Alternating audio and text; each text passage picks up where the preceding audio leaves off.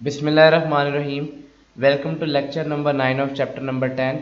ये chapter number 10 का last lecture है। लास्ट लेक्चर में हमारे पास टॉपिक है ripple tank. Ripple tank basically एक डिवाइस है जो कि वाटर वेव्स को प्रोड्यूस करने के लिए यूज़ होती है। क्योंकि हमने वाटर वेव्स की करेक्टरिस्टिक्स को स्टडी करना है तो इससे पहले वाटर वेव्स को प्रोड्यूस करना बहुत ज़रूरी है। First of all look at the construction of the ripple tank. This apparatus consists of a rectangular tray having a glass bottom। इसको देखने के समझने के लिए हम इसको देख लेते हैं, इसके साथ साथ हम इसको रीड आउट करेंगे। The apparatus consists of a rectangular tray having a glass bottom at the one end nearly half meter above the surface. Waves can be produced on the surface of the water by the means of vibrator।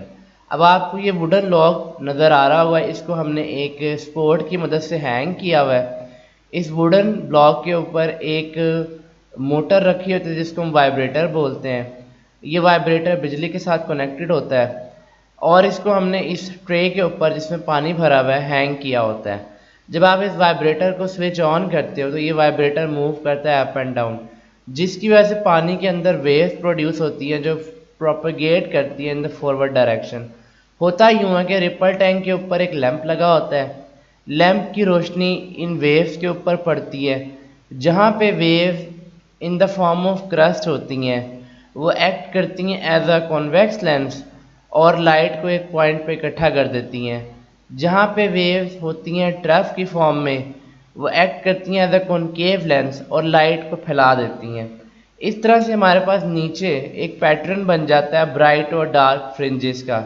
जैसे कि आप देखोगे यहाँ पे ये blue light है, ये bright fringe है, इसके बीच में वाइट लाइट है, ये डार्क फ्रिंज है।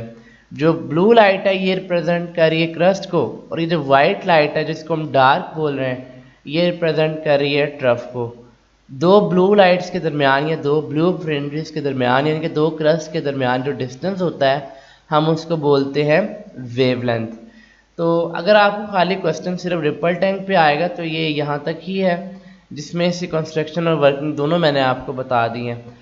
लेकिन स्टूडेंट्स ये टॉपिक काफ़ी एक्सटेंसिव है, ये किसी और तरह से भी आपको आ सकता है, बट ज़्यादातर क्वेश्चन पेपर में या इकट्ठा नहीं आएगा, या तो कंस्ट्रक्शन के बारे में पूछेगा रिपल टैंक या प्रॉपर्टीज़ ऑफ वाटर वेव्स के बारे में पूछेगा। बाकी तमाम वेव की तरह जो वाटर वेव्स हैं वो भी रिफ्लेक्शन, रिफ्रैक्शन और डायफ्रैक्शन जैसी प्रॉपर्टीज़ रखती हैं। तो सबसे पहले हम स्टडी करेंगे रिफ्लेक्शन ऑफ वाटर वेव्स।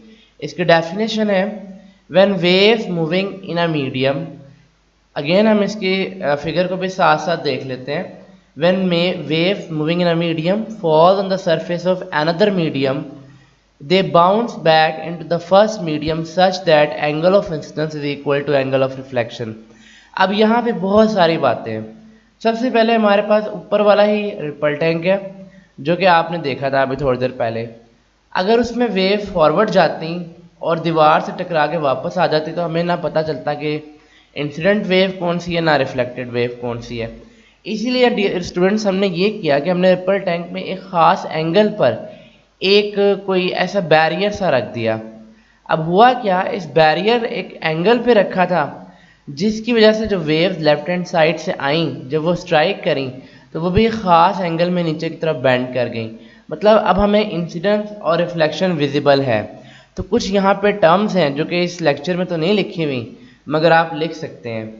सबसे पहली बात तो ये कि what is normal. Normal is an imaginary line which is drawn perpendicular to some surface.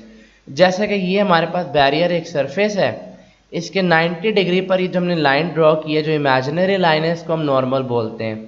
Left hand side से ये वाटर वेव्स आ रही हैं, ये आपको क्रस्ट और ट्रफ नज़र आ रहा होगा। वाटर वेव्स की डायरेक्शन को रिप्रेजेंट करने के लिए हमने ये लाइन बनाई है विद एन एरो हेड, इसको हम बोलते हैं इंसिडेंट रे। इंसिडेंट रे की बड़ी आसान सी डेफिनेशन है, line with an arrow head use to represent direction of incident wave.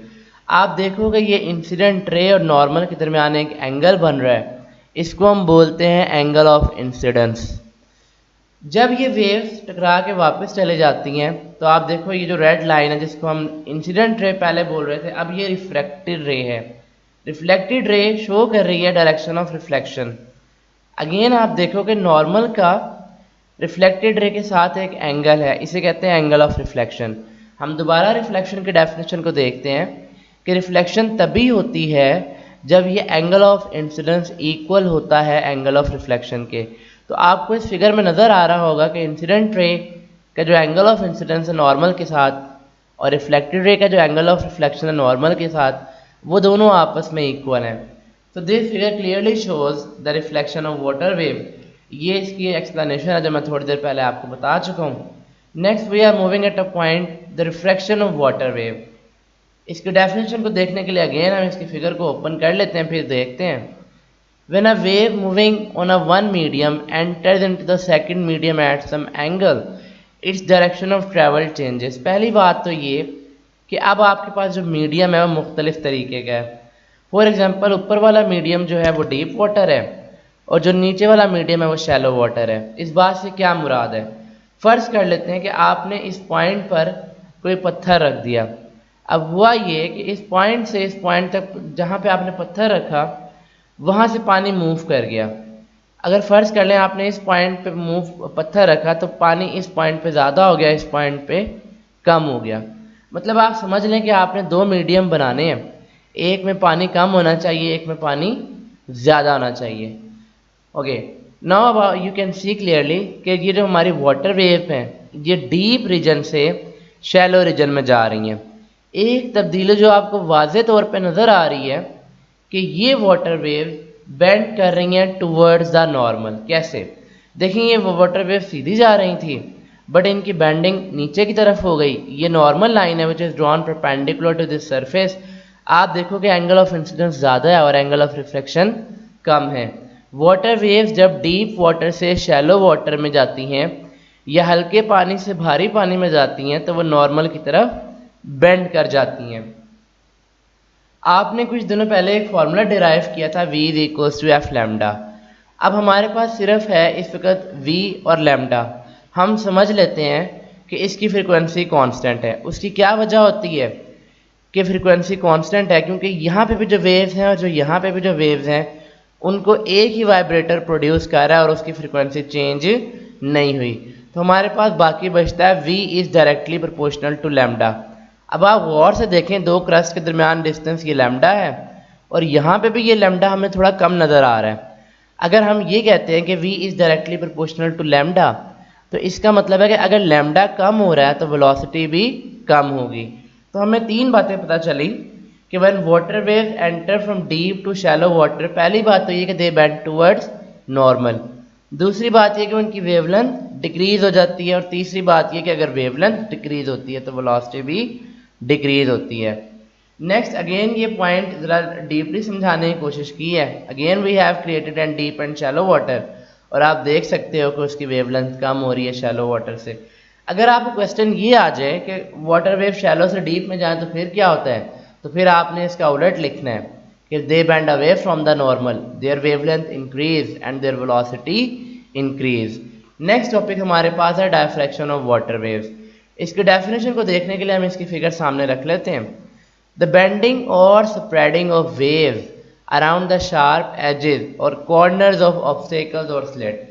पहले हमने पानी के रास्ते में सिर्फ एक रुकावट रखी थी, लेकिन अब हमने पानी के रास्ते में दो रुकावटें रखी हैं। पानी सिर्फ इस छोटे से पॉइंट से गुजर सकता है।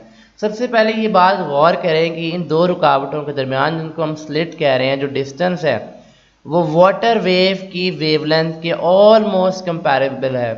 मतलब जितना डिस्टेंस इन दो ब्लू पॉइंट्स के दरमियान है या ब्लू फ्रिंजेस के दरमियान है उतना ही डिस्टेंस इन दो स्लिट्स के दरमियान है। पहले हमारे पास जो वेव फ्रंट थे वो स्ट्रेट थे, लेकिन जैसे ही इस तंग जगह से गुजरे तो हमारे पास जो वेव फ्रंट हैं वो सेमी सर्कुलर हो गए या स्फेरिकल हो गए। आप देखो कि इस बेंडिंग के प्रोसेस को हम डायफ्रैक्शन कहते हैं। डायफ्रैक्शन को स्टडी करने के लिए ये कंडीशन है कि ये जो डिस्टेंस है दो स्लिट्स के दरमियान वो वेवलेंथ के कंपेरेबल होना चाहिए। अगर ऐसा हो कि ये डिस्टेंस बहुत ज़्यादा हो, जैसे कि हम इस फिगर में देख सकते हैं, तो डायफ्रैक्शन होगी लेकिन बहुत थोड़ी होगी अराउंड द कॉर्नर्स। तो इस लेक्चर को समराइज करते हैं। सबसे पहले हमने इसमें रिपल टैंक के बारे में पढ़ा, then we studied what's properties of water waves like reflection, refraction and diffraction. Dear students, thank you for watching this lecture. Please do not forget to like and share this video with your colleagues, and please do not forget to subscribe my channel. Thank you very much.